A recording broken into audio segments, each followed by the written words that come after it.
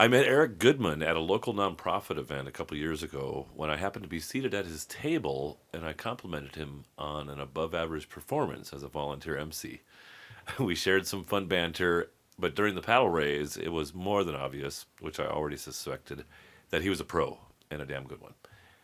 We connected after that, and during our first long phone call, I shared how I sometimes MC or paddle raise for events, but only as a volunteer, so he wouldn't be threatened. He challenged me, you should charge and learn enough so that you do a great job and deserve to be paid. I'll mentor you or teach you and a group of others from Northern Colorado how to do it right if you want at no charge.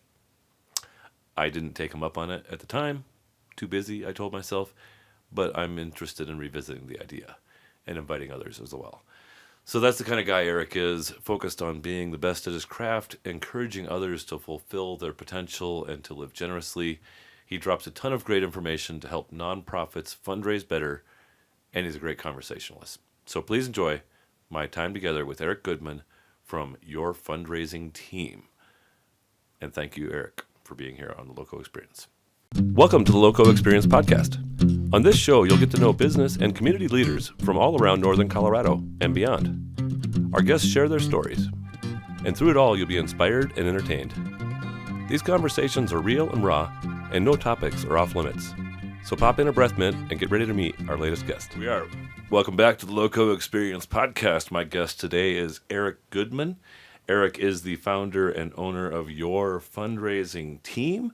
He's also the co-host, along with Troy Rank, of the Hot Takes with Goodman and Rank podcast, which is a sports-focused Denver area and regional sports show. And he's been kind enough to join us for an episode of the NoCo Experience podcast. Well, I'll tell you. Welcome to the studio. Kurt, of all the honors I've ever received in my life, this is by far and away the most recent. And you have booze here for me. Free booze. You have hot sauce. You have cups not only to drink out of, but I can do beer pong with my friends. A very cool shades. pair of sunglasses. Would you like to try on the sunglasses? Are they prescription? They are not. Yeah. Well, They're safe. They're safe. You could wear them the whole show if... Does it match my jacket? It looks pretty good. Does it? No, but it will seem like you've been like smoking weed or something like that if you wear them the whole show. Well, I didn't take a hit of yours before we started. No, I've been smoking weed, but you have not. You've been smoking Camel Lights. Exactly. That's why you have that gravelly voice. That's right. Thanks for being here. You're welcome. Do you recall, like, I remember it was at an event where you were the fundraising guru at a local nonprofit, and after your quick session of introducing yourself, I was like, you're pretty good for, is this a volunteer role for you? You're getting paid for this. Well, what's interesting is we met at Project Self-Sufficiency a couple of years ago, and you had told me that you have fundraised in the past. Oh, so I was bragging myself. No, you were already. No, you were not being boastful. And I remember saying to you, well, watch what I do. If you want to get better, watch what I do and do the complete opposite, and you're going to be great. So with that, I said, you know what? I would really be curious to know what you think of my work because you are someone that does this. I am not someone who wants someone to pump my tires. That doesn't do me. That doesn't blow smoke up my skirt. Is correct. The way I phrase that. Somebody pumping your tires, blowing smoke up your skirt. That doesn't do me any good. Right. I can't get any better with compliments. I can only get better if somebody says something constructively where they're like, you might want to consider this. I wasn't crazy about that. Yeah, or, dude, you sincerely motivated me to double what I was going to invest in this cause. Yeah. That's the highest compliment, right? I've been fortunate. One of the nicest things somebody can say is after the event is over, I was not planning on donating tonight. Right. And you forced me to raise my paddle. Or somebody will say, I was only planning on donating 500. And the way you were talking up there, I did 1,000. Thanks for cleaning me out. Yep. Now they say it in a very nice way. Sure. But they do say it that way, but I take that as a compliment. 100%. Yeah. What you don't want to do is like the first event that I ever did, Octopus. We might or may not take that out. Okay. That's a rookie podcast host move right there. I remember the first event that I ever did, and it was an unmitigated disaster. I was prepared for it, but I was kind of lost up there. And It's circa me. say it again. Circa me. Like you had restarted yourself. Is this a new thing, or this is 25 years ago? No, I'm talking about in the fundraising business, not the sports. So this is later in life. Oh yeah, I started as a fundraiser when I was 47. Okay. Okay, and I'm 57 now. Okay, so 10 years I ago. look fabulous, don't I? You like started a rebrand, or you really cared about the local kind of community stuff and No, wanted to not help really. them? I don't give a shit about nonprofits. You just wanted to give your skills. I just want to get some. I just want to get paid. Get paid Yeah, to use your skills. That's what I've noticed. Yeah. Well, you're Jewish, right? Right. Oh, well done. Well done. Well done. Advancing stereotypes. I probably shouldn't, be offended by that. However, clearly you're not Jewish because all Jewish comedians are the best. And because you are not Jewish, that's why you're not funny. I think I'm funny. Well, you're not Jewish. I mean, who are the best comedians out there? Jewish, right? Yeah. Woody Allen and Neil Simon and Mel Brooks and Ari Jerry Schaefer. Seinfeld, right? We own the comedy world, as well as I've been Literally. told Hollywood. Right, Just right. kidding. So how I got into this was a friend of mine. Okay. When I was the main television sports anchor at Fox 31, that was many, many years ago. Reggie Rivers, who I give a lot of credit to for me doing what I do. Reggie played ball for the Broncos. He was a professional football player. Okay. And he was the weekend guy at Channel 4. Okay. So he and I got to know each other a little bit. So when I eventually transitioned into radio, I called Reggie, and I was going to ask him to be a guest on the show. And I said, what are you doing these days? And Reggie is the type of guy where everything he touches turns to gold. He's very good at what he does. He's very smart. And I cannot say enough good things about him. With that, I said, what are you doing these days? And he said, well, I'm a benefit auctioneer. And I said, like, what do you mean? Like one of them fast talkers? Yeah. And he goes, well, I'm not a fast talker, but that's what I do. And you and I were talking outside earlier. So I'm going to piggyback on something I said to you. Yeah. When I say to somebody, please let me know if there's something I can do for you, I mean it legitimately. Yeah. I love to help people, mentor people. At the end of the day, when you die, when you talk about somebody's soul, it's what you do for people. It's how you help people that your name lives on. And I don't do it for that reason. Yeah. But if I can do something, even a small thing, to help make somebody's life better, that's a win for me. I don't want anything in return. I'm just happy that I could contribute to your happiness. I'm gonna investigate for a potential comparable peak moment. 1 year, I'm guessing it was probably in the 2017-18 range at the Matthews House annual benefit. I was asked to be the paddle raise auctioneer, and so it was whatever 100 all the way up to 10,000 or something. Right. We had a couple of plants at the higher levels and stuff, which is a secret you may or may not share. I'm sure you do. I'll share whatever you want. But ultimately, the outcomes of this thing, like I was shouting and the energy was so high, and I think we were Like you are right now. we were like 30% probably. Octopus. Do we need to cut that out? I don't think so. No. But we were like 30% above expectations Good for on you. that paddle raise. Yeah. And the flow state kind of thing when you can tell that it's not my energy really, it's the energy of the crowd kind of flowing through Sure. the whole crowd that's getting these people that we're going to raise it for 250. Right. They're up there at 500, and a bunch of the people that we're going to do it for 500 are at 1,000, and it's just vibe in the room. Right. I have to think you've got more than a couple of examples or memories of that kind of thing. Of where it's doing just, a paddle raise? yeah, or just more than you expected. Whether it's a paddle raise or an auction or Gosh. or do you just have these high expectations and you're always I critical? I take this really seriously. do. Everything in my life that I do, all I care about is reaching my potential every day. That's what I care about most. I don't want to compare myself to somebody else. It's like playing golf. Yeah. I'm playing against myself. And I prep as hard as I can. That comes from my background in media as well. Doing live television, doing live sports talk radio, now doing a podcast. The last thing I want to be is unprepared. So you're researching these nonprofit organizations. Absolutely. You're equipping yourself with There's stories that are there's no impactful question. and- At the end of the day, I don't want to walk up there and listen, mistakes happen. Live television happens. Live radio happens. Standing up in front of 500-600 people. That shit happens. But don't let it happen because you were not prepared. That's on you, bro. That's on you. So if you take any pride in what you do, be as prepared as you can be, set yourself up to win, and if something happens, you're never going to look back and say, I should have done this, I could have done this. So I am neurotically organized, neurotically prepared. But the other thing is this. These nonprofits work 6 months, all year, on their biggest fundraising event of the year. And what I say to them all the time is this. We are running a relay race together. You started it. You handed the baton to this person. You handed the baton to this person. There was a lot of work that went into it, right? Yep. You are handing that baton to me last. And you are expecting me to not only sprint across that finish line, but to beat the people Set I'm the new against. world record. Right. Beat the people that I'm against metaphorically by a lot. Yeah. I am not going to be that guy who drops the baton for you. I'm going to be that guy that makes sure that I am prepared to crush it. I love crushing events.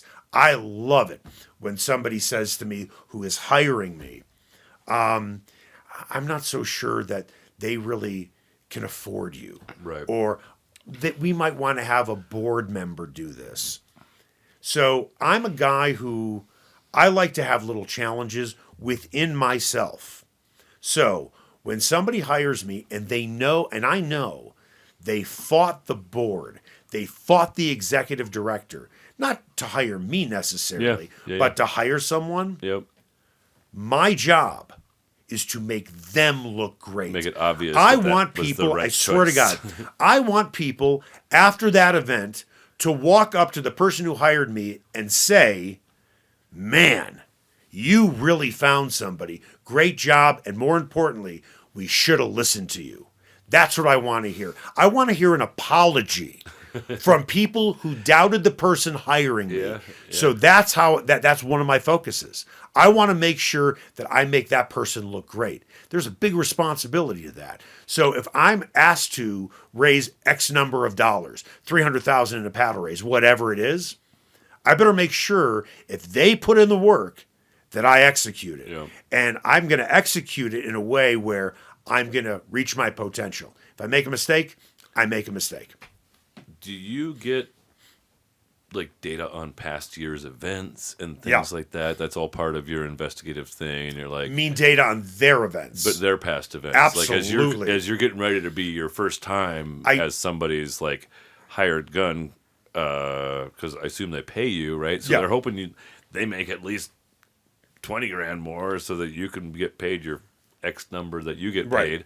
I'll put it to you this way. When I have a discovery call with somebody wants to interview me to be their fundraiser for the night. The first question I ask them is, why aren't you bringing back the person you had last year? Yeah, good idea. Why not? Why aren't you bringing back the person you had last year? Because it was Kurt Bear and we didn't pay him and it wasn't that good. Well, he didn't prepare. I mean, at the end of the day, you would hope that somebody who does this professionally, Right. you should be better. But I think I would say in northern Colorado, I bet half of your previous year's people didn't get paid at all. maybe. Is that true? I mean, I have no idea. I've never asked that question. Quite frankly, I don't care. whether they were pros or What because you mentioned a board member, and that's Kurt, this is the mistake that nonprofits make. They think that when they bring somebody up there to do it, and there are techniques, and I could spend hours. there's a lot of psychology in there. You could be a Tons of it. PhD in Right. human behavior. There's a lot of techniques to get money out of the room. Listen, I look at a live auction, any fuck can sell something at a live auction. Anybody can. A trip to Mexico for 5 nights for 6 people. Anybody can do that. Now, in all fairness, professional people who do this for a living, they will get more than someone who's never done it. However, or you'll sell it 6 times instead of twice. correct. So that professional will get more money. But the person who's never done this still will get money. Sure. Right? When it comes to a paddle raise, how do you get money out of a room and people get nothing in return? That's the trick. How do you do that? And I've been doing this for over 10 years, and I say this proudly. I've never done an event where the paddle race has not outraised the live auction. Not one time. A paddle race should outraise a live auction 2 to 1, 3 to 1, 4 to 1. You asked me about a proud moment. I'll tell you a proud moment. Sure. I was down in Dallas doing an event. Didn't have my license, but they wanted to hire me to do the battle. They wanted to hire This is a me. licensed kind of thing? You don't have to be licensed in the state of Colorado. Okay. You have to be licensed in the state of Texas. Okay. I do events all over the country. Yeah. I mean, I just got back from an event in Manzanillo, Mexico for an orphanage. Okay. Clearly, you do not need to be licensed down there. You just have to stay far enough away from the cartel to make sure you don't wind up in prison. Right. Okay. So with that, as far as I just totally got lost in my train. We can of thought. octopus this. You were down in New Mexico. In It was an Mexico, yeah. event in Mexico proper. Right. And where did you come from, Ben? I shouldn't be We were drinking licensing. beer. Licensing, Okay. Texas. Yep. Okay. So one of my proudest moments was this. I did an event down in Dallas, not licensed, to do a live auction. Okay. But I can do the paddle race because I'm not selling anything. Okay. That's the difference. Oh, so being an auctioneer is a licensable thing. If you're going to sell something, Raising a thing and having people, or calling out numbers and having people raise a thing isn't an auction. 'Cause I'm you're not selling I'm not anything. selling anything. You're just selling good feelings. right? Good vibes. I'm asking people to donate, right? So Yeah. Selling they- good karma. Right. So they brought in a guy like me, but he was the guy with the cattle rattle. Okay. I'm We not got a trip to Mexico here with a 3 night, 5 night. right. I'm not classically trained, nor would I ever want to be classically trained. But you do need to be classically trained with the cattle rattle to sell cars and cattle, because you have to sell probably, 100 cars in an hour. You better be able to talk fast. That is not a skill I have, and that's not a skill that I want. So when it comes to a fundraising gala and I see somebody hire somebody who is classically trained with the cattle rattle, I think that's a huge mistake right away. Right. Not because they're not You good, want to Kurt. share more information Well, here's the and thing. be slower. When you do the cattle rattle, you're talking at someone. You're not talking to someone. And that's a big difference. So, this event in Dallas, they had 12 live auction items, which is way too many for a fundraising gala. Okay. And we can get into that, if you want to. I did the paddle raise. He did the live auction. Okay. I outraised him. And? Period. He had 12 live auction items, and I did a paddle raise, and I outraised him, which should tell you a paddle raise should always outraise a live auction. Right. Even with a ton of good stuff. Yes, even if you have great stuff, Right. it should always outraise it. So real quick, I'll say this. One reason why you should never hire a non-professional, but just as importantly, you should never hire a professional who doesn't value consulting. Because that, to me, I think I'm good on Mike. You've seen me in the past. Yeah. The secret sauce that I have is consulting. You have to set up the nonprofit to win before you walk in the door. Yeah. How many times have you been to an event, Kurt, and you're thinking, look at your watch, look at your phone, when the fuck am I going to get out of here? Right. This thing is taking forever. Or how long is this registration line? Correct. That stuff needs to be taken care of before the event. So are you that consultant? Or is Yes. Okay. Yeah, that stuff's really important. So your timeline needs to be tight. Your mission moment needs to crush it. A mission moment, as you know, comes before Yep. a paddle raise. Often the founder or a guest or someone, Well, that's a the client, right? Well, the client's the right person. The founder's the wrong person. Right. And those are the mistakes that nonprofits make, especially when you don't have somebody who wants to consult. And I would like to think is good at consulting. I once The had founder's got a spot though, right? a founder should never ever, ever do the mission moment under any circumstances. No, but they have a spot in the event. Absolutely. They're the face of the franchise. Right. That is about raising awareness, and then your mission moment needs to make people cry. Right. Right? The founder's not going to. So the reason why I bring up the founder, the executive director, the development director, whatever it is, you want to have somebody whose life has changed because of that nonprofit. Executive director can't tell you that story. Neither can the founder. The Matthews House event was just last weekend, and they had 4 stories of clients. And my chief of staff at NoCo Think Tank, Lauren, was there sitting along with her husband, and she was like, "Kurt, how many times did you cry?"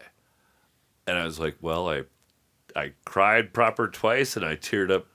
That's good. The other 2 times." Then they crushed the mission moment. Totally. Yeah. And I bet whoever the fundraiser was probably did pretty well. Well, they didn't have a paddle raise. Oh my God. Yes. I'll tell you why that is. Like they were like, here's the card and the envelope. Oh my God. That is so foolish, because the paddle raise takes no work. It's free money. You don't have to do anything. You already have the people in the room, and then you need the person up there to ask for it with the right technique and how to extract that. I'm going to tell you a great... I thought that was, like, the event itself was one of the best I've been to. Oh, my God. And it felt like they left at least $100,000 on the table. Okay. You asked about stories. I have a wonderful story for you. Great story. I did an event. This was a major nonprofit in Denver. And I was referred to this event. So I'm sitting with the development director. And she said to me, "We don't do a paddle raise. We do bidder cards. And we put envelopes in the middle of the table." I said, "I would really recommend doing a paddle raise. You're going to raise a lot more." She goes, "Our crowd has never done a paddle raise. And they're not used to it. They're used to donor envelopes." Even better, you say. I said, "Here's the..." Frankly, because you get desensitized to the paddle raise. I'm looking at her like she's out of her tree. And she's the development director. I said, "Listen, here's the problem with donor envelopes. Number one, people get to donate privately, and most people who donate privately will always donate less. When you do it publicly, you want people to see you're in at 10,000. Yeah. You're in at 5,000. So even 500. Right. Even for those littles. She and I are having a little bit of a back and forth, and it's not that I was digging in my heels, but I'm just trying to convince her, like, help me help you. Please help me. And finally, she said to me, and I said, "What'd you do in the paddle? What'd you do in your donor envelope?" Yeah. She goes, 30,000. And they had 300 people in the room. No, that's awful. That is pathetic. That is an embarrassing night. 30,000 with 30 people. That is an absolute crap night. So, and I can explain that reason why too, because there are metrics behind it. So she and I are kind of going back and forth. And she looks at me, and I know I can swear on this podcast, but I'm going to say to you exactly what she said to me. Okay. And I'm Kurt, ready for it. I am not paraphrasing. I'm not scared. She looks at me and said, "Fine. Eric, when you fuck this whole thing up, this is all on fucking you." I said, and I looked at her, I said, "Okay, that's fine." Because I was referred to the event.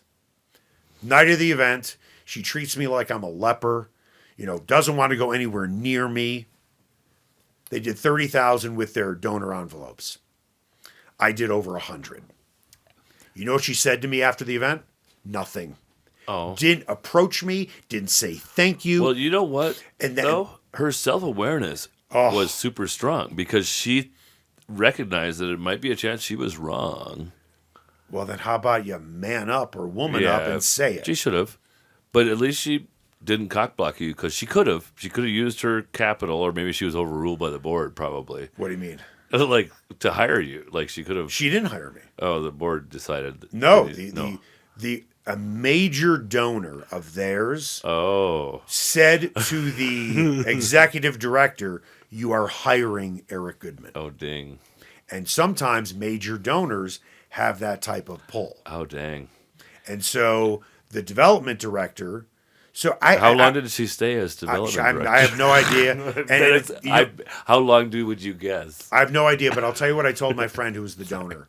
And when I say donor, he had donated in the past over $500,000. Major donor. Sure. Okay. The number one probably for them. Yeah. Yeah. So I told him after the event, I said, I will never do this nonprofit again. And they're a big one in Denver. I said, I cannot work with them. I said, the level of disrespect that they showed me after that event, after I executed what I told them I was going to, and they didn't even say thank you or goodbye. I'm like, come on. I'm going to make a confession right now. Yeah. You're not a Catholic at all or anything. I'm Jewish. Yeah. You already took a shot at me for being Jewish. We were teasing. Want me to prove it to you? Like when I was like a couple years old, they took me in and... Well, they did that to me too, but I was maybe younger, you are Jewish. right away. Maybe you are no, Jewish. they did it right away because that's what we do in America. Oh, okay. Yeah. Anyway, right. So I thought it was your penis reduction. But the Catholic thing, the confession. Yeah. No, I didn't need that.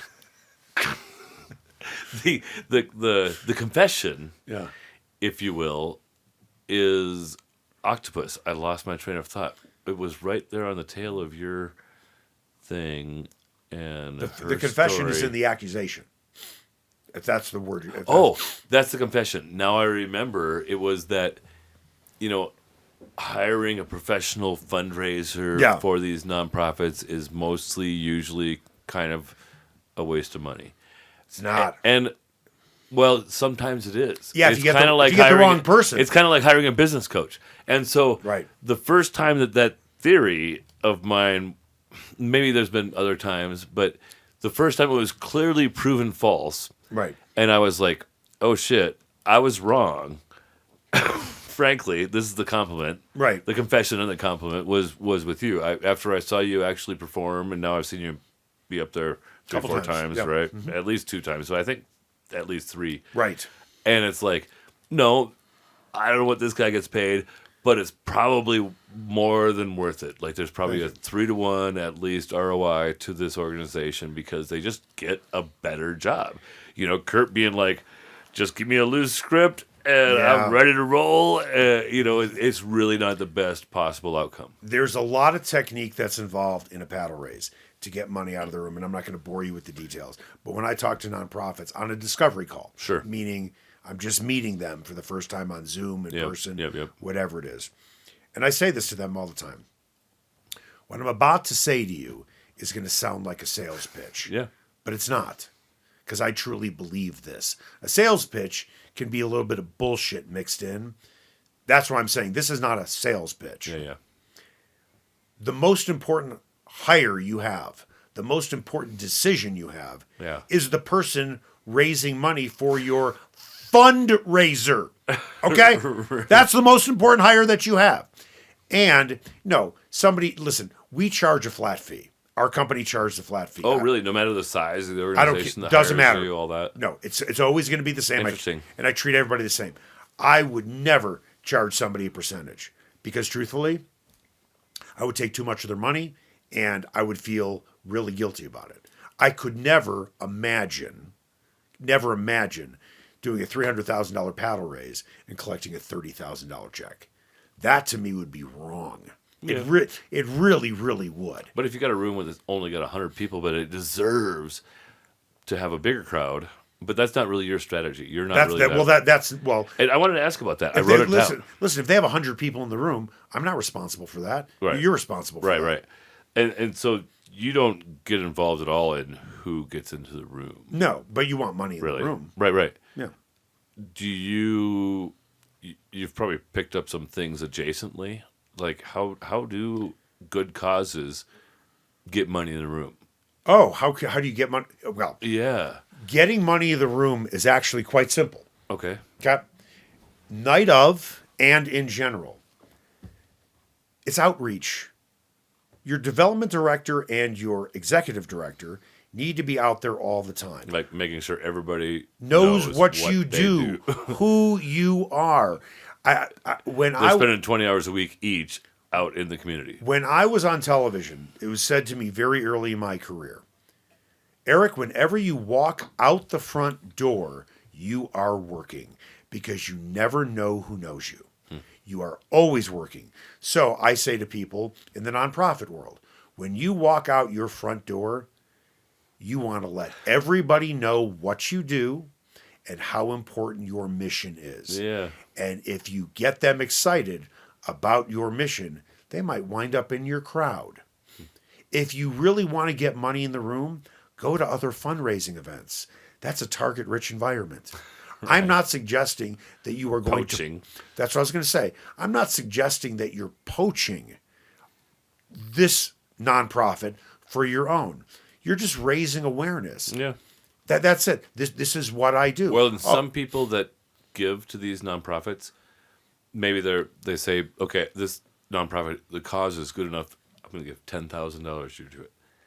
They could find 10 other nonprofits and give $10,000 a year to those as well, and right. It wouldn't change their financial trajectory. I think that, I think that if you go to a fundraising event, all right, and you're scoping out the $10,000, the $5,000 donors, and you're making a beeline towards them, yeah, that's a little nefarious for me. Yeah. I'm just saying during in a cocktail hour, what do you do for a living? Oh, I happen to be an executive director for nonprofit A. I'm a development director for a nonprofit. Oh, tell me about what you do. Yeah. And at the end of the just day, being out in the community. Here's the thing. Meeting the people. If you're working in the nonprofit world, I certainly hope, and I'm sure you are, and almost all are, you're passionate about what you do. You want people to know that your nonprofit is important. I'm not saying that you say to them, hey, come on over here. Yeah, just want to let you know Matthew's that house is better than respite care. Yeah, sorry. Yeah. Our event is in Project Self-Sufficiently. I heard some stuff about them. Well, no, our event is in 2 weeks, and I'm going to email you. I mean, this stuff has to come up organically. Do you want to organically try the WizCal from Seed and Spirit Distilling? Well, I know for you, you're not trying it. You're drinking it again. I'm drinking it again. And again. But organically, you've never tasted it yet. No. I didn't allow it. So this is from Seed and Spirit Distilling, our spirit sponsor for... By the way, that was one hell of a segue. Oh, yeah, we segued all the way. That was tremendous. And, oh, yeah, that's great about the fundraiser. Fuck that. Okay, I want to tell you about, but that was really good. That segue was so smooth. I'm guessing this is just as smooth. I enjoy a nice shot in a tin cup of Seed and Spirit Distilling's WizCal. WizCal is a combination of whiskey and mezcal. And you can find it at your local liquor store or your grocer's freezer. Yes. That's true. So am I supposed to? Don't you wanna put cheers it? Cheers. Let's shalom. Yeah. I have a shalom sign up there. Right there. You see it? Well, what is it with you and the Jewish thing? Nothing really. So because I feel like this is a Seinfeld episode. You remind me a lot of shtickle of fluoride. Like the music industry agent guy in Hollywood in 1969. Yeah. I just listened to the dude from Creedence Clearwater Revival talk about the industry and stuff. John Fogerty? Yeah. On Joe Rogan. It was a great podcast. Yeah. And so you just have kind of that caricature. You're kind of the Hollywood agent Jewish guy persona. Like I am. Yes, and it's nothing to do with your Jewishness per se. And I like to think I don't care, honestly, if you're Jewish or not. But you have, like, you're wearing the business-like high professionalism, get it done, Jewish guy persona like a glove. Like it fits. It's kind of who I am. Yeah. Is that a good thing or a bad thing? For your role? Yeah. Hell yeah, I'm perfect. I'm passionate. I'm intense. You're That's just intensely focused on being the best at getting what should be more generous people to get even more engaged in advancing the causes and overcoming the challenges to help everybody be successful in our America. Right. And we can do it beyond, like, I'm a libertarian, right? We've talked about this a little bit. I think the government sucks at making people happier and wealthier. And if we can just open the generosity of regular, real people and have them address the challenges of our communities without the government being involved at all, no qualifications, did you let these people do it? I think we're all better off. I'm going to tell you something you're going to find interesting. I hope I don't. Cheers. I hope you like this. I'm sure. You're going to shoot it? Listen, if it has liquor in it, I'm sure I'm going to like it. That's actually quite smooth. It's the first of its kind. Very good. I'm going to tell you something interesting. Do you know, and this is a fact, there was a Harvard study by an economist. Okay. Economist. Am I saying that right? Mm-hmm. Say it for me so I can say it correctly. Economist. There was a Harvard study done by an economist that says those that raise their paddle, no joke, in a paddle raise at a non-profit fundraising event makes you more attractive and wealthier. Now, you'd think I'd be joking when I say this, but all you have to do is Google it and you'll see it because it's called the halo effect. So think about this for a second. You actually look prettier if you're being generous? Well, you become more attractive. Yeah. You become a more attractive person. Yeah. When somebody is generous, don't they become more attractive to you? Yeah. I mean, that's part of I'm a 8 in our community, even though I'm really a 6.5, but people think I'm a generous guy. On a scale of 50? No, on 10. Oh, just checking. Yeah, but in people's minds, I'm an 8. But really, maybe I'm not a 6.5. Maybe I'm a 5.5. I don't know. But think about that for a 51, though, I'm doing okay. I mean, I'm not bad. I have cavities. I have cavities older than you. The beard covers a lot of my. I have underwear older than you. I don't want to hear how old you are. You do not. Anyway, continue. No, I actually do. Not underwear, but cavities. Okay, good. Okay, with that. But think about that for a second. With that halo effect. Yeah. Don't you find someone who's nice and kind and generous attractive? 100%. Right. And then by doing that, people look at you and say, wow, this person is attractive. They have financial means. Maybe I want to do business with this person. Yeah. It makes you more attractive. You're almost like in a thinking about a tribalism kind of thing or whatever. Yeah. You're more. It's a sign, especially for in the old days at least, the women folk, right? Like now it probably goes both ways, right? Because there's so many divorces and split families and stuff, and so for a female to raise a sign is either a signal of my husband or me or to both of us a lot of times, right? Like there's a lot of she's a doctor, I'm a engineer, right? And therefore, and we only have one kid, and therefore we have a lot of means to give. Right. I so like one of my I'm not jealous of too many things. I feel like I'm pretty content, but like being like a house husband. Yep. And having that kind of opportunity is compelling to me. Dreadlocks is another thing that I wish you had. I wish I could do. I never will. Okay. Really, I mean, I don't have the curl. You have more hair on your face than your head. For sure. But sadly, you have more hair on your head than I have on my head. But a well done set of dreadlocks on a guy, whether he's like a African American man or even like has some influence or a Costa Rican or whatever Brazilians that have the curly action, like it's probably a pain in the ass and it's probably smelly, and my wife would be like, your hair stinks again. You need to wash those dreads. Well, listen. Right? But I still am jealous of that lifestyle of having that hair that you just... But I want to get back to something that you just said. Sorry. But I'm jealous. You just devalued yourself calling yourself a house husband. Because all you do with your company is help people. But I'm not a house... But I'm just jealous of that lifestyle. The freedom of it. You would want to be a house husband. Yeah, if like... I could never do that. Kim Kardashian wanted to... Oof. No, not Kim Kardashian. Sorry, somebody cool. Right. But I'm married and happily married, and but you love what you do, right? I do love what I do. Do you enjoy waking up in the morning saying, "I get to work today"? Yes. Okay. Yes. So I love what I do. So there's a. And you're right. Honestly, I don't actually want to be a house husband. No, you don't. Would you ever want to retire? Not really. Exactly. And neither. I want to be able to not have to make money. Right. For sure. Right. But that doesn't mean I want to retire. Right? I have been fortunate that in all the things that I've done, I haven't worked a day in my life. Yeah. Seriously. Yeah. I have a get-to job, not a go-to job. I get to go to work every day. I don't got to go to work every single day. Totally. Difference between a career and a job. I am as lucky as it gets. I work hard at what I do. And as I said at the beginning of this conversation, all I want to do is challenge my potential every day. That I'm just fighting with myself, not with anybody else. What everyone else is doing around me is noise. I got to focus on what I'm doing. We're gonna do two things here. Yeah. Because I've been you want another shot too? Well, You got to drive, right? I got to drive to Loveland. You're a big guy. Are there- Just Loveland. How many cops hang out on 25 from Fort Collins to Loveland? Just hit the express lane, pay the $3. Like, no, just kidding. Don't do that.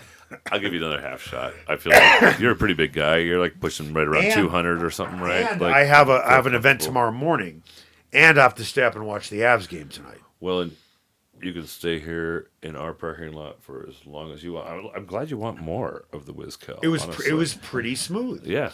Oh, if you ice this, it would even be smoother.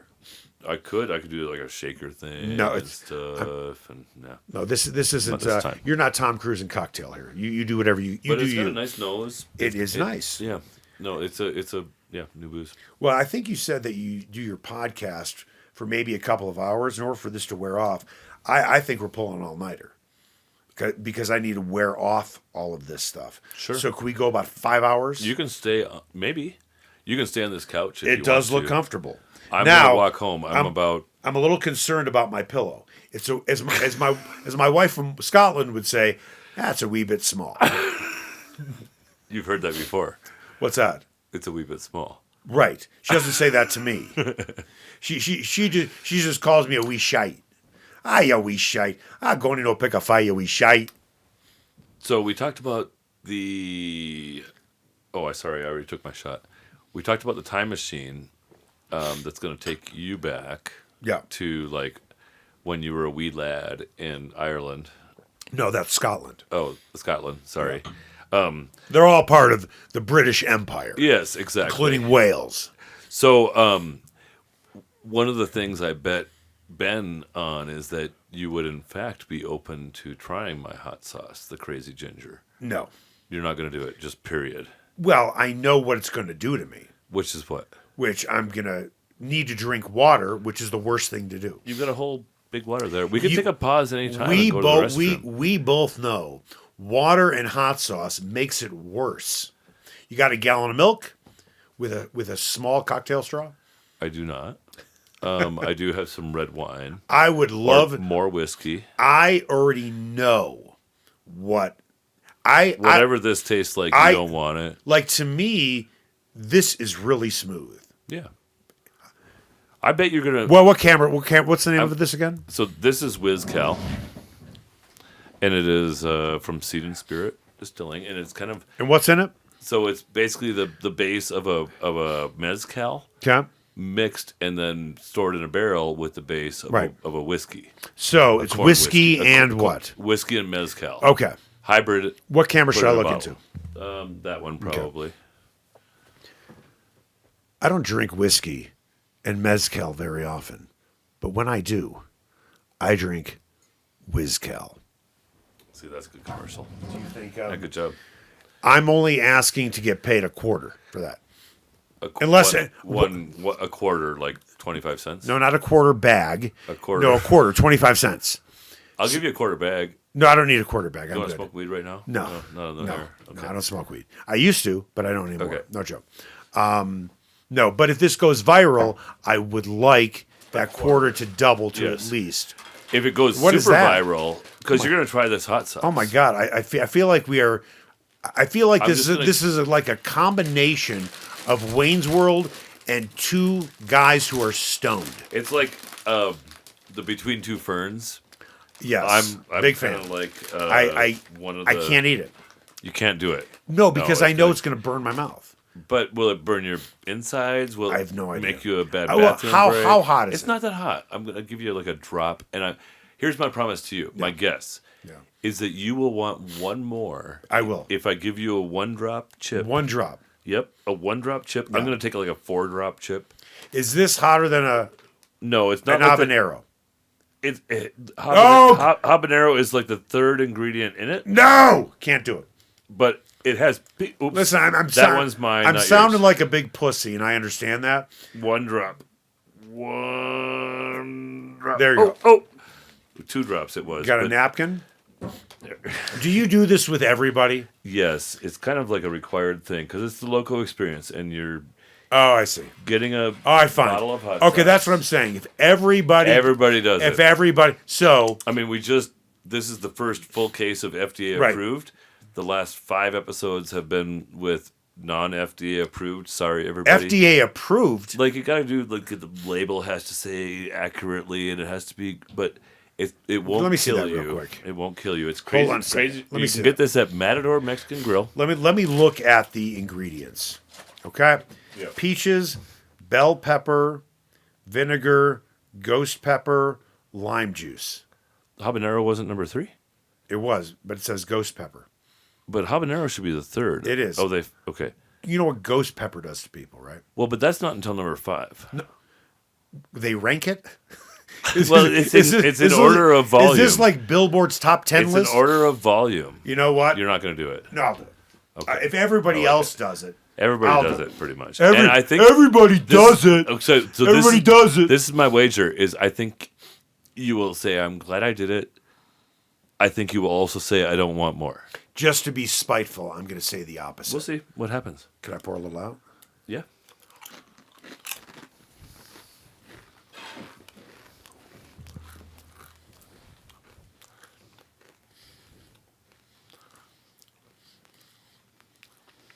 When does it start to kick in?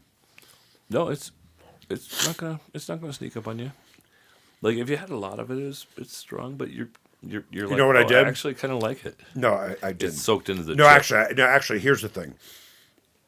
When I was chewing, I tried with my tongue to surround it with And the other push it right pieces. down the tube. Right. I tried because I'm thinking if that stuff, and listen, I'm sure this is excellent for those that love Right. hot sauce. You are a smart monkey. So like, I'm I literally, You're like- I made myself like a little Tostitos ball. Right. And then I didn't chew it. I just swallowed the whole thing. What's the thing from Taco Bell where they like fold it into like a multi-fold, don't know. fold thing? Right. To look impressive. Right. You just like, that's why your wife really appreciates you. Was is- water the wrong idea? I don't think so. No, I think are you happy now? Like you can taste it, obviously. Are you talking about with this or doing this podcast? No, are you glad about doing the hot sauce? Because everybody else did it. I'm not a pussy. Okay. I will do it if everybody else does it. But overall, you're not like, that was actually better than I thought. Here's the thing about hot sauce to me. And I always get amused, like when I'm with friends and they try and get hotter wings and hotter wings and hotter wings. It eventually hits a point where it's painful and there's no flavor to it. Yeah, for sure. Like to me, And this is intended to be well short of that. yeah. You know what? Here, you'll get a kick. Have you ever gotten the hiccup? I mean, everyone's gotten the hiccups. Yes, I have a friend that gets the hiccups every time he gets a little too much heat. Do you know how to get rid of it? For me, I push down on my diaphragm Huh? and really focus on that. And I've coached a lot of people in that respect. I'm But- gonna give you a better solution. Okay, I'll listen. Because I had an epidural recently for my back, or let me rephrase that. I was hospitalized because of my back. back got I had what was it? 4 pinched nerves and 2 herniated discs, Okay. and they gave me it was so bad when I was in the hospital. They gave me Toradol, which is what the athletes take. So you're feeling okay to go on the field. They had to shoot me up with morphine. That's how bad it was. It So, was brutal. Is that because you're working too hard? No, it was Do you need to go touch grass, take a hike, stuff like that? no. Or this is- I work out, I play golf, all that stuff. okay. I've always had sciatica, but the reason why I'm bringing this up is they gave me Oxy, Oh, and I'd never taken it before. I don't want to be on drugs. I don't want painkillers and things like that. Yeah. Honestly, only of my choosing, not by prescription. is exactly. my I mean, policy. here's the thing. If we're being completely honest, and I know this is a very open podcast, if you want to alleviate pain, smoke weed. It's just going to take your mind off of it. I had to smoke weed to alleviate the pain because your mind is someplace else when you smoke weed and you're not thinking about the pain. Oh, interesting. Because And I've so now you switched from weed to Oxy recently? no. Okay. But it was so excruciating Okay. that I took one. Now, I took one pill. I still have the thing at my house. Oh, you can sell that. The street value is pretty good. Exactly. So I went down to the local middle school and I made fucking bank. Fuck yeah. So anyway, and that wasn't even that. It's crazy because those little fuckers will pay more. The hydrocodone didn't make as much, but the oxy was awesome. So anyway, so That is not true. Just for listeners, we're octopus, joking octopus, around. octopus. By the way, octopus is the sign. Cut. Let's re-edit. Yeah. But anyway, Sometimes we just leave them in because it's part of the conversation, not an actual octopus. so when I left the hospital, And none of us are selling drugs to kids. no, that we know of you. So anyway, I believe you haven't. not yet.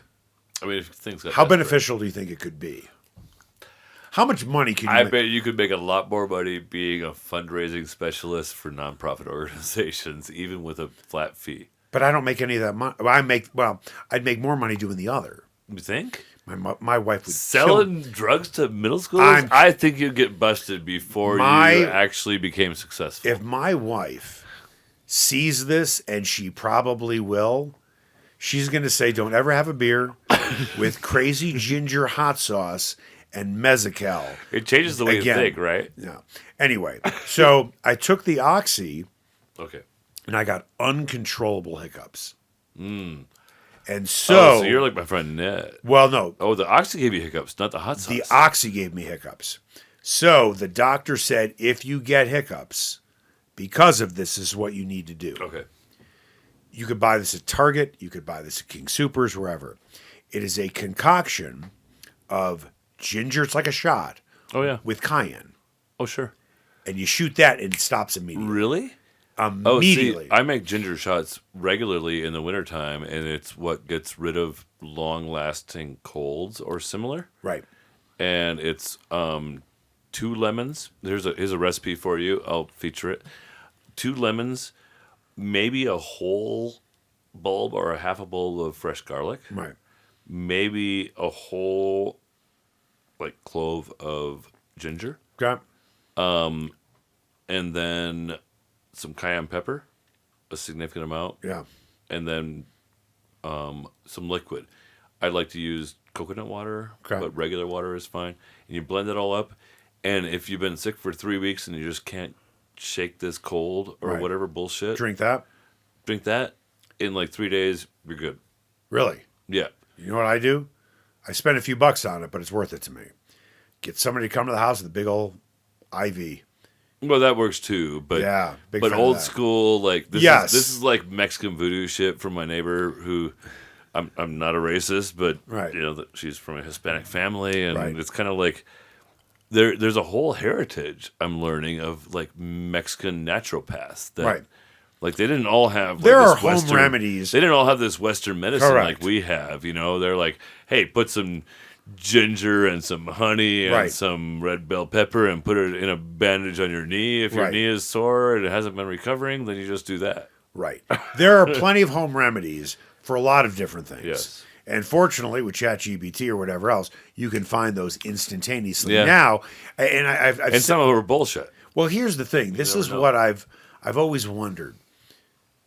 Before penicillin was discovered, how in the world did you get rid of a bacterial infection? Right.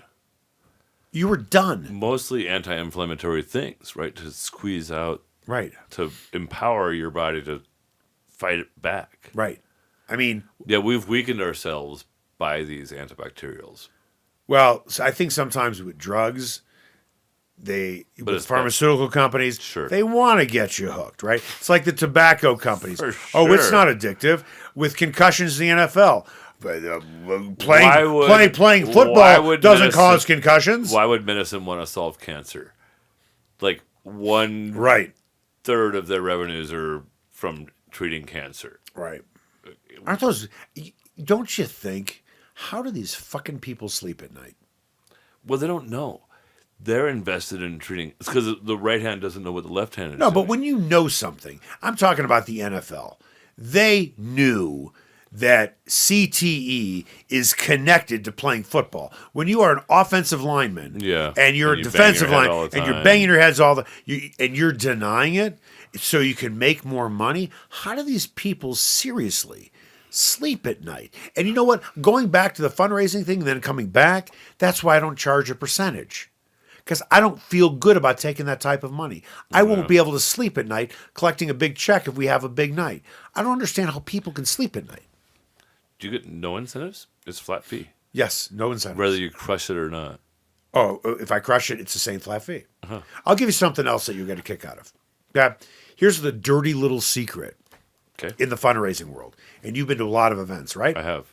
Yeah, hundreds. You have those trips to Mexico and they sell them like 5 times, right? Yeah. I would say 95%. And it's a guess. Maybe it's 90, but I can promise you it's over 90. Consignment companies. You could go buy that. No, I'm serious. Consignment companies give a percentage fee to the auctioneer, depending on what they sell. So if it is a 10% commission, let's say it's consigned to 2,000 and you sell it for 4,000, but you sell it 5 times. You get 10% of the original price, 2,000 times 5, you make 1,000. I don't accept that. Yeah. And I don't accept it because they are already paying me. But here is the line of demarcation. Once I accept that particular percentage, I just had somebody call me the other day saying they wanted to give me 15%. But let me. You could sandbag on everything else so that you make more on no, that thing, right? No, but yes. Like theoretically, You're absolutely right. But here's the other thing.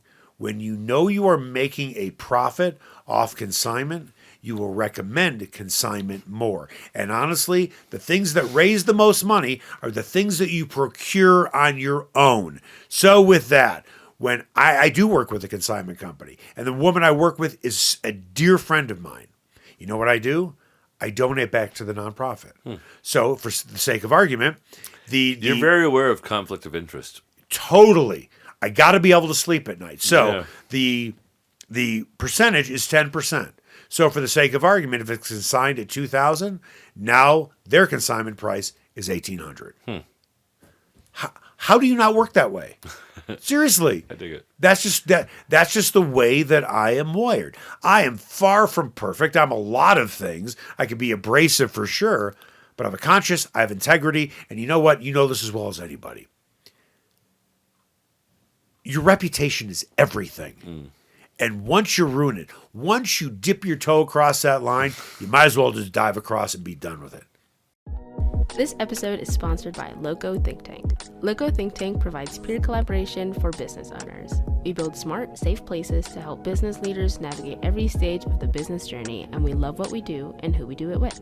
Our model features give-back-minded business veterans in the role of NoCo facilitators, and we're always looking for abundance-minded individuals to add to our membership, facilitator team, NoCo community, or to feature on this podcast. Listeners of this podcast who go on to become members of NoCo Think Tank get their 6th month of membership for free. Just mention the NoCo Experience podcast on your application. To learn more, visit our website at locothinktank.com. That's LOCO thinktank.com. And we're back. I have 4 things, and we've got like 45 minutes before Ben has to go.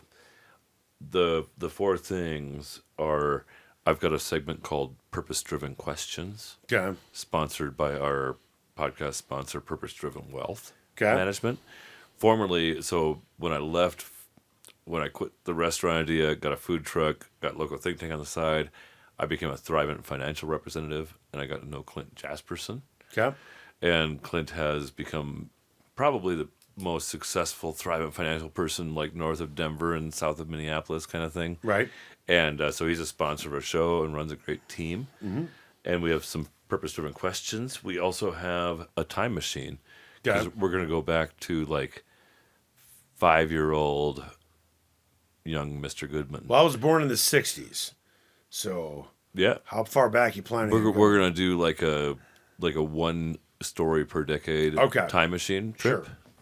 And then we're going to do, you started asking about Loco Think Tank. Yeah. Like my real job. Mm-hmm. And I was like, let's just save it for the podcast. Okay. So we're going to do a flyover of that. Okay. And then the final segment, well, I'll give you one more. But the final segment is the Loco experience, the craziest story that you're willing to share with our listeners from your whole lifetime. Oh, geez. Yeah. I And if you need more can think of whiskey- like 10, Right. 20. If I knew you were asking this question, I would have narrowed it down in my head. Well, it was in my email. If you had read the email, and I prepared. did. Okay. A while back. It was a while ago we booked this. Thank you to Purpose Driven Wealth of Thrivent for sponsoring our Purpose Driven Questions segment. At Purpose Driven Wealth, they believe financial clarity leads to a life of contentment and purpose. Their mission is to help guide clients using a values-driven, stewardship-based approach focused on provision, contentment, and enjoyment. With more than a century of experience, Thrivent helps individuals and families navigate life and business transitions and prepare for the future while creating space to live generously and give back in meaningful ways. To learn more about Purpose-Driven Wealth, please call 970-330-7411 for a complimentary initial consultation. And now, on to the questions. I want to try that last sentence better. Yep. To learn more about Purpose-Driven Wealth, please call 970-330-7411 for a complimentary initial consultation. And now, on to the Purpose-Driven questions. So let's get started with Okay. the purpose-driven question. Okay. I have a list right here. Wow. Yes. And I'm going to, because like we've talked about faith a tiny bit, you obviously have a very strong internal barometer about what's right, what's wrong, what's just, what's not. So but you're also not necessarily a God No. guy. And so what is the source then of your internal compass? Like what is is there a guidebook for if you don't know if don't think God is real? Do you not think God is real, or do you think he's probably not, or you're kind of, I don't know, so I'm just going to have my own source of an internal compass? Well, if we're talking about religion in general, Well, not necessarily. I think it's really simple. But you have a strong ethic about, because some people think that they're doing the right thing, and you or me would look at what they're doing and be like, dude, that's totally Well, then their moral unethical. compass is off. Right. So what's the source of your moral compass? Do the right thing. It's really simple. Just do the right thing, and all you're trying to do is help people. That's it. You want to do good for other people and do the right thing for yourself. So it's a little bit golden rule-ish. I guess. Right? And Which is Jesus, though, so, you know. you just need to Or be able ish. to. Yeah, well, Jesus was Jewish, so. Right. Right. You need to be able to sleep at night. I sleep really well at night. Yeah, I don't doubt it. Knowing that I've done the right thing every day. I will sacrifice money all day for my integrity. All day. I don't care what you offer me. I will say, here, I'll give you a good example. Somebody saw me in an event, and they said to me, we'll pay you whatever you want to do our event. You know what my answer was? This is my flat fee. This is what I'm going to do it for. He goes, but that's much lower than we'd pay you. So that's fine with me. This is what I charge. Yeah. That's it. Okay. It's that simple. I don't want anyone to feel that I'm taking advantage of them. It's not always, the money will always Is your flat fee public? Like Is it public? Yeah, like what is your flat fee? $6,000, $6,500 an event. That's it. Really? Yeah. Okay. I'm not the highest. I'm not the lowest. Yeah. But I it's know flat. but I know what I bring to the table. Yeah, yeah. And as I say to people all the time, I'm available to you 24/7, and I mean that sincerely. And when I say that, How many hours of investment, not to, like, because I have no doubt, honestly, I already told you, I think like 20, 40, 50,000 more, I would say is what I've seen you do than what they would have otherwise done. So it's whatever, 3 to 7x or something. Yeah. It's not always about the money. It's about this is what I feel comfortable charging. Okay. Yeah. I'm not the highest. I'm not the lowest. But I've said to every single client I've ever worked with, every nonprofit, you can call me at any hour. I will always pick up the phone. I had somebody text me, at 11 o'clock at night. Yeah. I was in bed, half asleep. I heard the ding. I looked at it. It was a Rencio for a nonprofit that I do in Manzanillo for an orphanage. And I texted him back and I said, I can talk now, but I'm half asleep. Would you like to talk now or can we talk tomorrow? But if you need me now, I will walk out of this bed right now. I'm always available. If it's important to you, it's important to me. And so it's probably a 10 to 20 hour commitment on each engagement? Maybe. Something-ish. Something right? like that. But you're also on call and I whatever. put myself on call. Right. I You're not put- really on. Yeah. You are really on call, but I voluntarily do Yes. that because there are a lot of business people who will not answer the phone after 6 p.m., Yeah. after 7 p.m. If you need something, of course I'm going to be there for you. It's important to you. Yeah. And people don't take advantage of that. I haven't had anybody ever take advantage of that. I offer it because I mean it sincerely. You have worked 6, 7, 8 months on an event. You need something, I'm here for you. dig it. Time machine. We're going Wow, back that was- to. that- It's the same sound every Is time. that the sound effect? It's kind of like what is anyway? We won't talk about it. There's like an old show from it's like MacGyver style almost, where the guy could move himself through time. Yeah. You remember that one? There are shows like that, yeah. Yeah, there's a popular one. Anyway, 5 years old, 8 years old. Like, what's your situation in life? Good. Well, I'm curious where you came from. Oh, like I what grew up- state? I grew up in Chicago. Okay. My parents, their moral fiber is my moral fiber. Okay. Do the right thing. Work as hard as you can. Maximize your potential. Never lie and always be accountable. That's what I said to my kids. And what were they doing? They weren't doing anything, but I made it. No, your parents. I mean, Oh, like, my- what was my- the lifestyle that you grew up in? We were comfortable. We didn't have a ton of extras, but that was okay with me. And that's kind of how I grew business up. people. My Or- mother was a therapist, and my father was the vice president of my mother's father, my grandfather, Okay. textile industry. Oh, interesting. So he worked in that particular. My father was up at 5:30 every morning. Yeah, He went super to hard work. worker demonstrated that. Exactly. That's just kind of how I grew up. How about siblings? My sister, she is a 6-time politician. Older, younger, Older. She's about 3 years older than Okay. me. So the greatest, and a successful politician. very, Okay. very. In Chicagoland. No, she was, because she left. She was one of the most powerful women in the state of Minnesota Oh, interesting. because, and I'm so proud of her, Can you tag her? Lisa Goodman. Hi, Lisa Goodman. I am I so, hope you listen to this conversation. I've always been proud of my sister for what she has done. You know, when you talk about politicians, what is their number one job?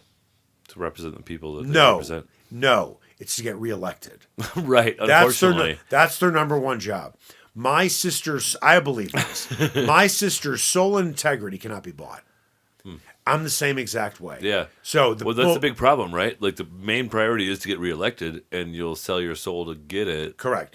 I don't believe she would. Yeah. And she was. There have been plenty of newspaper articles about her. My sister is tough. She has integrity. She is honest.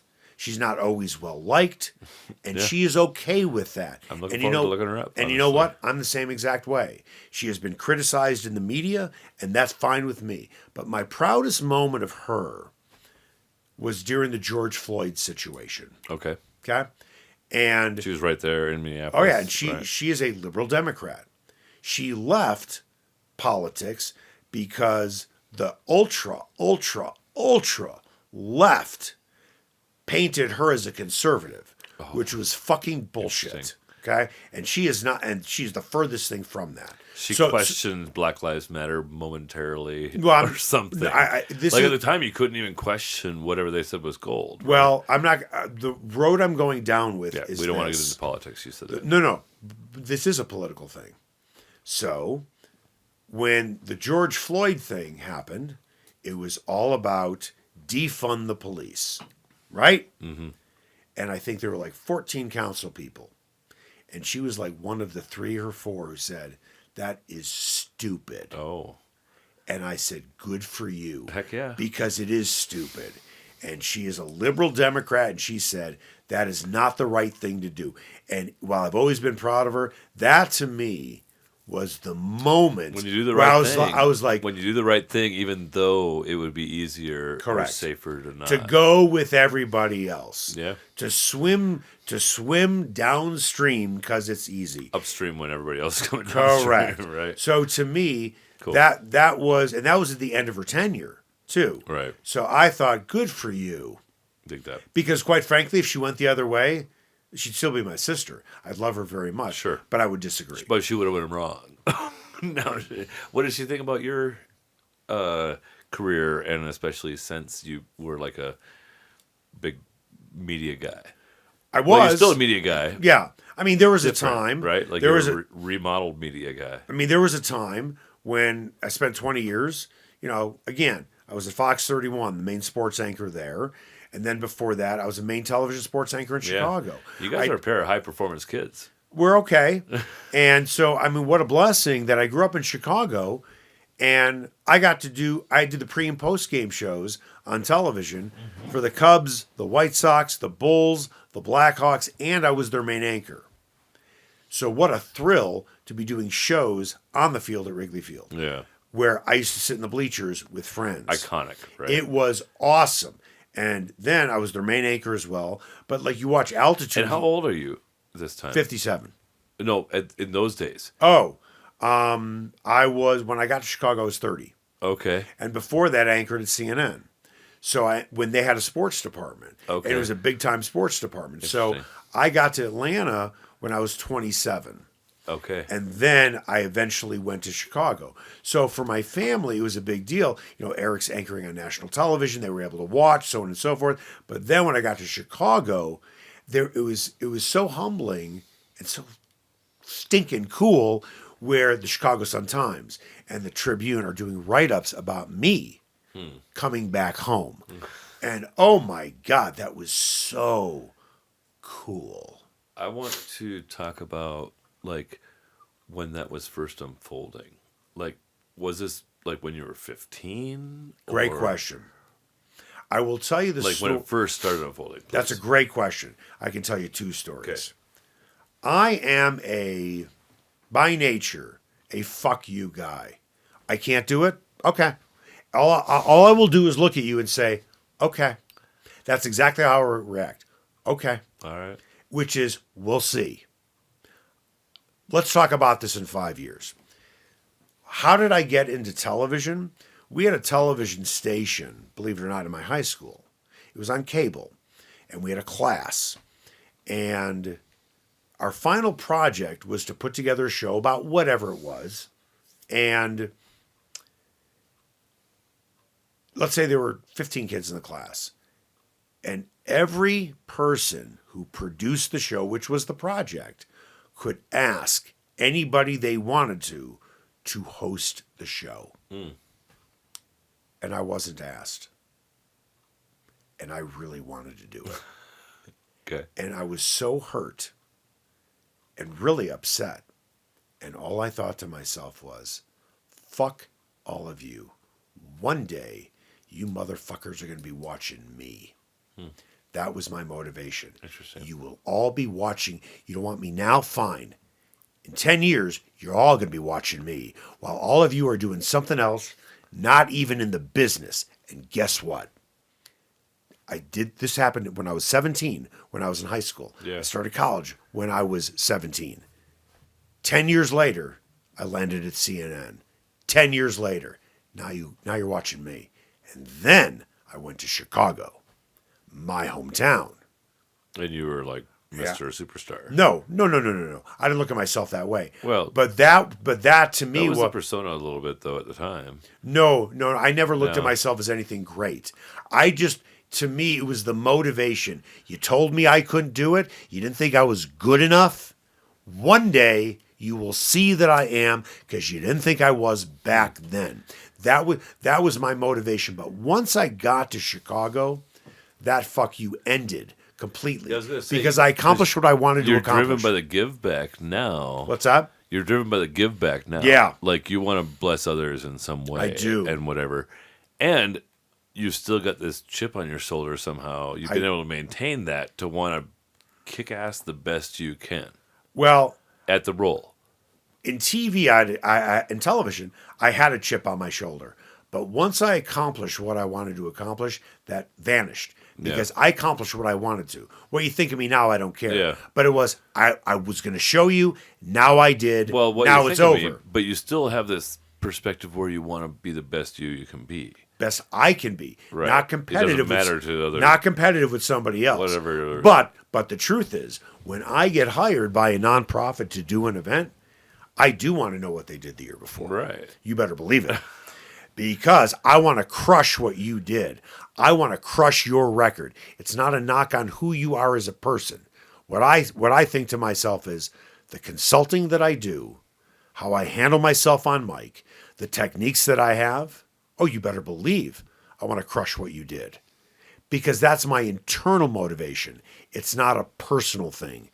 When we're talking about the thing in high school, that was personal to me. Yeah. This is not personal.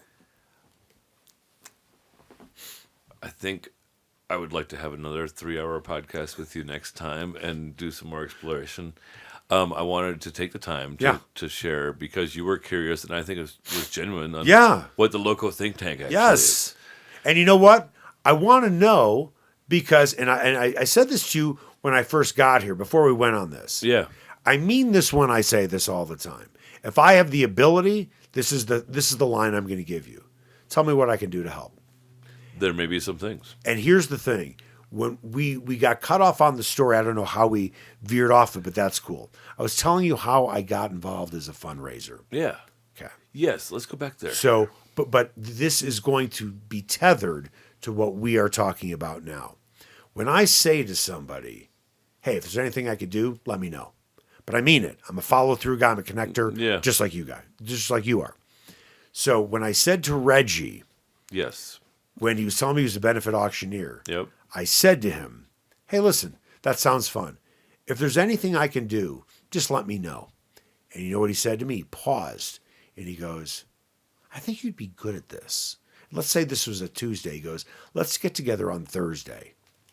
And that's how I started in this career, because I said the line, if there's anything I can do to help you out, just let me know. Reggie now has a booming, very successful fundraising business. Oh, he does? He does. And I'm so happy for him. I was his second hire. You were a disciple of sorts. There's no question he mentored me. Yeah. Now, he and I learned a lot from him. A lot of his techniques I still use, but I have some other of the techniques. stuff he teaches is wrong. No. But I have my own techniques that I have developed over time as well. But I am sitting here because you and I met through a fundraising event. Because I said the line, if there's anything you need from me, I'm going to help. Please let me know. Yeah. So, with what you do, the NoCo think tank, tell me about it and tell me if I have the ability. From that perspective. What can I do to help you out? Well, I think that the start of it is how can I help? I was a banker. Mm-hmm. Worked with a lot of business owners. Yep. And I saw that a lot of them were lonely. You know, like your executive directors sometimes, or the development directors, do better. So if you're lonely, that means, so wait, you're trying to connect, so you're a pimp. A pimp. Yeah, sorry. A selective pimp. So anyway, long story short is when I decided to leave banking to try to start a locally sourced international fusion, everybody welcome restaurant, I wanted to actually be around other people that were actually running businesses. Yeah. And so I started NoCo Think Tank really as a way to help me be around these people that were more experienced actually running businesses. And I would bring to the sauce my banking 15 years of experience. Yeah. And that was kind of the ask of your needs, share of your abundance. Everybody shares what they're really good at. You know, that's part of this podcast theme. Yeah. Even. You're like the best at nonprofit fundraising I've met. And so I want to come and share some of your... I'm only about... I think you told me I was the first person you ever met. So thanks for the compliment. The first good one. But, you know, people coming and sharing with each other some of what makes them able to be successful. Yeah. And then just people rub off on each other. So in its core, NoCo Think Tank is a peer advisory organization. Our members meet a half day once a month. And I find high-achieving business veterans that would like to not be totally retired and just golf all the time and travel, but also shepherd a group of up to 12 members into growing their business. whether it's through developing their sales team or their relationship with their frontline or Yeah. their customers or whatever their big challenges are, we try to address them kind of head on Yeah. and just kind of take turns being at the microphone. So it's like a board meeting meets a support group, Right. and our members kind of get that encouragement to be. Not everybody's as self-motivated as you are to be kind of the best version of their self.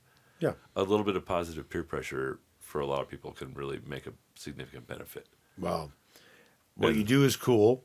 Yeah. And as I said to you outside during our break, for me to be a part of, because as you know, I live 90 minutes from here. Right. Getting together in person would be a little difficult.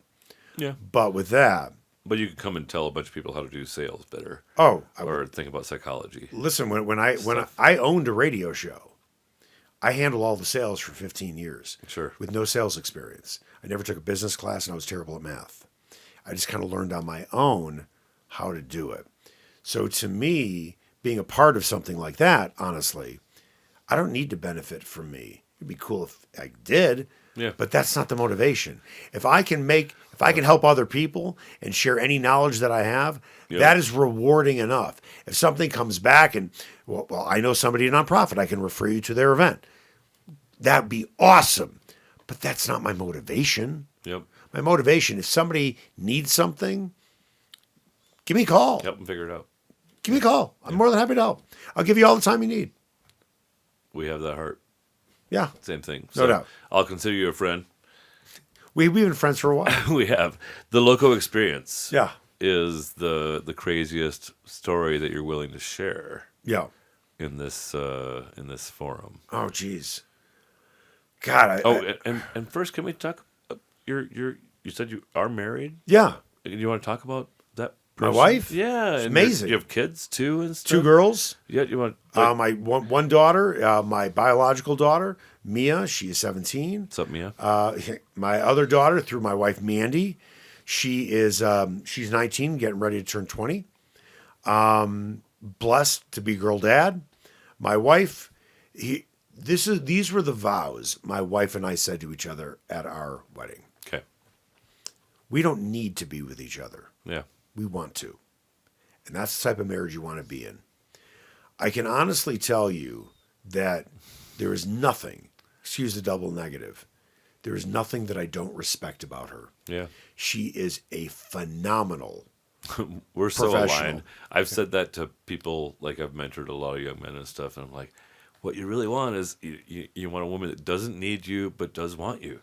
She is one of the and vice versa. She is one of the foremost change leaders for major corporations Oh, wow. in the country.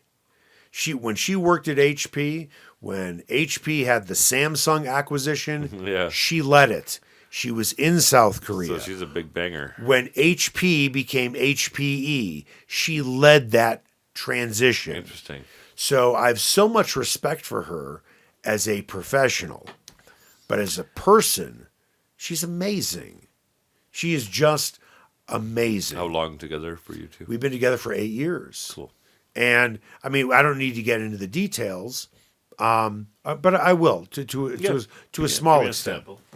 So when my wife and I met, Madison was living with Mandy. That's her daughter? Yep. And then Mia with me. She lived in Arvada. I lived in Centennial, 45 minutes from each other. Okay. Yeah. We both agreed that we did not want to pull one of our daughters out of their school system. Okay. We sacrificed our own marriage for the benefit of our girls. Plus, our ex-spouses were in the area as well. And we don't want to move our daughters, Yeah. one of them, away from their father or mother. So we stayed where we were at. We were together we've been together going on 8 years now. We just started living together last August Oh, wow. because of our girls. Yeah. So we went through over 7 years not being in the same house, and it was difficult. I was going to say, do the girls know each other? Oh, yeah. Oh, absolutely. Well enough they get and along stuff. really well. Yeah. But we wanted to make sure, because Mia's graduating Arapahoe. Sure. She's getting ready to go to Kansas.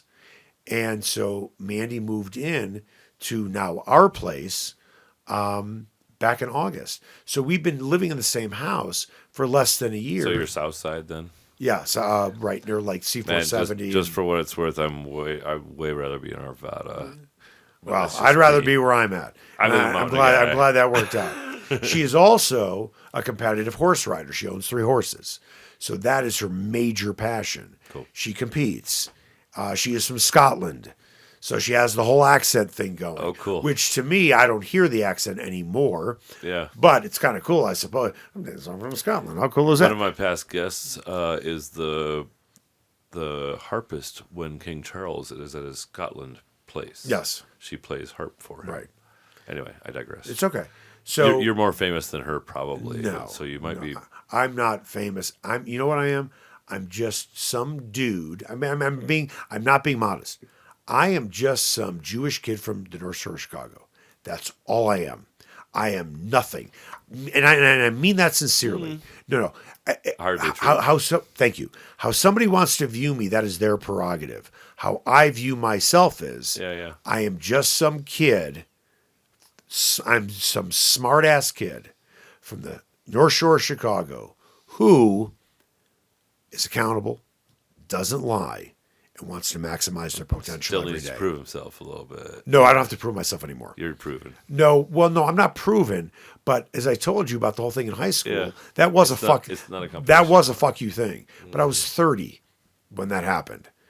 27 years later, being 57, I don't feel I have to prove anything because I've reinvented myself so many different times.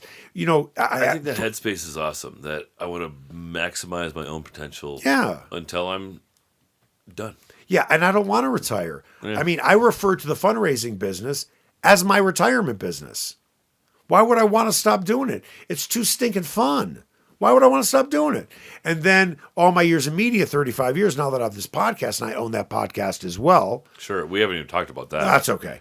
And that's totally fun. Why do I want to stop doing that? Yeah. I don't work. Don't disagree. I mean, I work, but I don't work. When's the last time you went camping, though? I used to camp all the time. I know, but when's the last Mandy time? doesn't like to camp. Not yet, Oh, God. but she hasn't been exposed to it. The last time I camped was with my daughter, and that was probably about 7-8 years ago. And we were in a pouring rain. It was bad. It was like a monsoon, and we had to get out of there. Get the hell out of there. And we drove home probably about an hour, and then the next day we drove back to collect all of our stuff. It was that bad. It's a good last time. And I have done plenty of camping, plenty of hiking. When I used to live in Atlanta, so the Appalachian Trail goes into Georgia. And I remember going with friends of mine. And is this your NoCo experience, by the way? Meaning what? Because that's the crazy experience that we're going to have to get into. No, I could tell you a million stories. Seriously. I wish I had time to think of one great one. I want a top 5 craziest experience that you have one I can't tell. Been through. One I can't tell on the show, but I'll tell you off the show. It's got cartels and stuff. No, it has nothing to do with that. Okay. Oh gosh, crazy! A crazy story, NoCo experience. That's the. Here's the funny thing, I have stories for everything, and being on the spot here. Do you want something that's inspiring? Maybe. Do you have something like that? Do you have? I'll tell you a cool story. Okay. I'll tell you a cool story. I'm ready. So, at least it was for me. So when I was working in Topeka, Kansas on television, I was the weekend sports anchor. Okay. If you remember back, and I think it was in 92, 93, it was the massive floods in Kansas. Massive floods. Interesting. Okay. So I've been a sportscaster for over 35 years. Yeah. So I was out at... that was close to when the Kansas City, the Royals and the Cardinals were playing in the playoffs. That was 85. Oh, that was that late? That was 85. Shit, that was one of my earliest sports memories. This is 90. These fuckers rolled up on Vince Coleman, broke his ankle, that bullshit. I digress. Now, this is... I just thought of a story, but I can promise you this is not even top 10. But to me, this was cool. Okay. So of all the things that I've done in the media, one of the coolest things I've ever done was in news. Okay. So it was the major flood. So... I can't remember. It might have been the Mississippi River coming through or something. Major. I mean, when I continue the story, you'll know what I'm talking about. So, Fort Riley is in Kansas, but it was west of Topeka. But there was a military base near Topeka. So I was filming it, shooting video. Okay. And I was out there with another sports guy, Ken Dudzik. And we were not doing sports at that time because of the floods. Sure. So all assets reconfigured to flood coverage. So Bob Dole was there. Okay. Former senator. Yep. Okay. And a congressman from Kansas. And they were getting ready to go up in a Black Hawk helicopter to survey the damage. And we asked, could we go up with you? Okay. With a camera to survey it. And when we got up there, it was a horizon line of water. And all you saw were pitched roofs just peeking out. So to be able to go up in a Black Hawk helicopter with Bob Dole, right? Okay, ran for president, and a congressman, and it was just 4 of us. To me, at that time, being 23 years old, that was unbelievable. And I can promise you, that might not even be a top 20 story I could tell you, but it just happened to pop into my head. I think that's cool. But that was a really cool experience. And of all the sports things covering Super Bowls and World Series and NBA Finals and Stanley Cup Finals, the Ryder Cup, by the way, is the greatest event you could ever cover. Right. How many famous people, like publicly famous people, have you been within 2 feet of? Like you were talking to them in some capacity. Oh my God! I mean, thousands. Anytime you walk into a locker room, I mean, right? Looking at my and every other team, and stuff like that. Looking at my career, I covered Peyton Manning, Joe Montana, and Jim Kelly. Right. So I was clearly near them. I'll tell you a funny story about Peyton Manning. So he and I were just talking in the locker room. Do you remember? And I hope you do, because if you don't, then the story is going to be as good. Do you remember on Saturday Night Live when they did the whole Peyton Manning thing? When he was throwing the ball at kids? Yes, a little bit. So, I was telling him that one of my kids thought that was hilarious. Okay. It was just he and I talking in the locker room. And with Peyton Manning, you don't get really any one-on-one time because he's always on the podium. But I wanted to tell him how funny one of my kids thought it was. And he said to me, Eric, because he was with the Colts at the time. Yeah. He said, you would not believe what happened. On Monday morning, the Colts switchboard lit up. And people were saying, Peyton Manning, is he really like this? Is he really an asshole? Is he really doing this to other kids? Clearly, they didn't realize it was Saturday Night fucking Live. Right. It's a parody, but the Colts organization was taking hits from people who thought that was actually real. So they responded in such a fashion, probably. They said they're like, you got to make a public apology. No, he didn't do that. Oh, that's good. But it was a spoof. It's Saturday Night Live. Dude, I was on Saturday Night Live. I mean, what kind of knucklehead are you that you believe on Saturday Night Live they're doing a spoof with Peyton Manning in the United Way? But he told me the switchboard completely lit up. Yes. And so, again, that's not a top 50 and story. He told you that because he knew you would understand. Because you understand the industry, you've been around it. No, he told me this because I told him one of my kids thought it was hilarious. Right. I just said, hey, Payne, want to let you know one of my kids thought that thing was hilarious on the United Way. I showed him. Now, remember. Oh, he's like, oh, dude, you don't even want to know. Right. Because, remember, my kids are, 17, 19, whatever it is. That was done, years before. No Broncos yet either. I mean, they were, it was done years before. So the whole point of that is they never saw it live. The 2 girls never saw it live. Right. But they saw it on YouTube. It was just because it went viral. Well, yeah, but this was years and years later. I showed it to them on YouTube. Okay. Because it was so funny. So it happened years prior. They didn't see it on Saturday Night Live. But you saw him right after it happened. I saw it when it actually aired on Saturday Night Live, yes. But he was with the Colts So at it the was time. viral first and then came back around. So it happened when he was with the Colts. I wasn't covering the Colts at the time. He became the quarterback of the Broncos at the time. Saw him in the locker room, and I walked up to him to say, I showed this to one of my kids on YouTube, and they thought it was hilarious. And then he told me the story about the Colts switchboard lighting up like a Christmas tree. After the Tebow miracle. That was probably one of the craziest Were stories. you around Denver by that time? I was doing sports talk radio, Yeah. which was the perfect thing. This was the thing about Tebow. It was so divided. Either Tim Tebow is a great quarterback or you hate Christians. There's one, two. You hate Christians. You don't like Tim Tebow because he's Christian. That's why. I was more like, he can run, and he got super lucky. He wasn't a great A quarterback. couple of times. Listen. Oh, he was terrible. Right. Yeah, he couldn't. He was missing people by so much on Right. his pass attempts. But if you look at here, you know how many. So you're familiar. But yeah, that was kind of the mentality. Being Jewish, of the world at I that do time. not know the New Testament, but I do know when athletes put under their eyes with the black, the Psalm, whatever, 3:16 or 3:16. 3:16. Yeah, How many yards did Tim Tebow throw for in that game?